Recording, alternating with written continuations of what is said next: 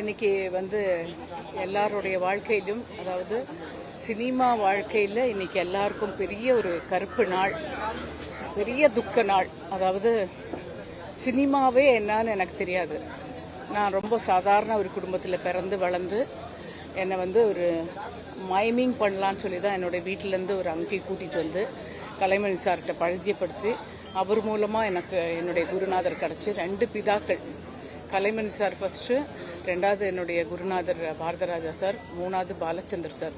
இந்த 2 படங்களும் அட்ட டைமில் நான் நடித்து இன்னைக்கு இந்த இடத்துல நான் நிற்கிறேன்னா அதுக்கு 2 பிதாக்களும் அவ்வளோ எனக்கு ஒரு ஸ்ட்ராங்காக ஒரு பில்லர் கொடுத்தவங்க.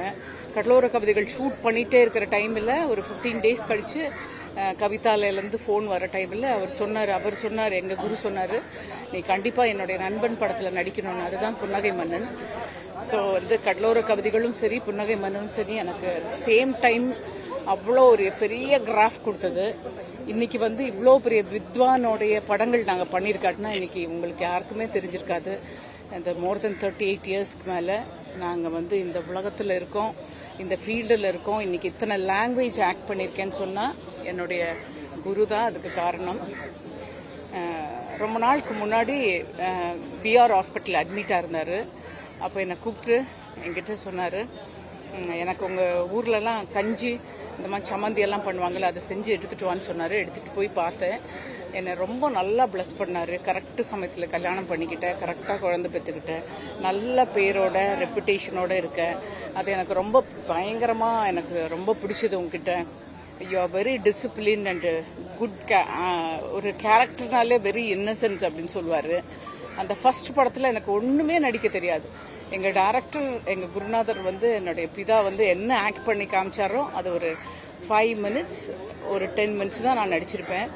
அந்த ஒரு 90 டேஸ் அவரோட அந்த படத்தில் நான் நடிக்கும்போது அதில் எனக்கு உறுதுணையாக இருந்த என்னுடைய team people, Kannan sir cameraman, அவரும் மறைஞ்சிட்டார் நம்மளை விட்டு, சத்யராஜ் சார், இந்த கோ ஆர்டிஸ்ட், இவங்க கூட எல்லாம் இந்த கடலோர கவிதைகள் ஜெனிஃபர்ன்ற இந்த கேரக்டரில் நான் இவ்வளோ பெரிய ஹிட்டானேன். எனக்கு வந்து ஒரு பெரிய லயன் மாதிரி பார்த்துட்டு இருந்தேன் அவரை.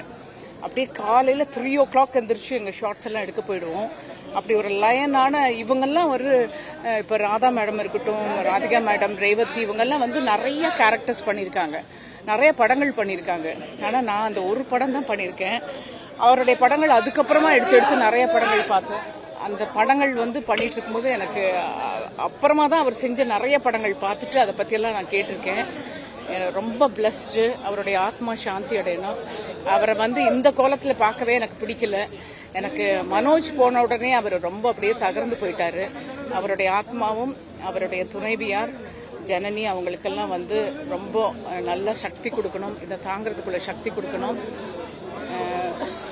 உங்கள் எல்லாருக்குமே, ப்ரெஸ் பீப்புள் எல்லாருக்குமே சொல்கிறேன், எங்கள் குருநாதரை பற்றியும் சரி, சினிமாவை பற்றி நல்லா தெரிஞ்சுக்கணுன்னா அவருடைய படங்கள் பாருங்கள், நல்லதை எழுதுங்க, நல்ல விஷயங்கள் எழுதுங்க, கெட்டதை மட்டும் ஸ்ப்ரெட் பண்ணாதீங்க ப்ளீஸ். உங்கள் எல்லார்ட்டையும் கேட்டுக்கிறேன். தேங்க்யூ. அவருடைய ஆத்மா சாந்தி அடையட்டும்.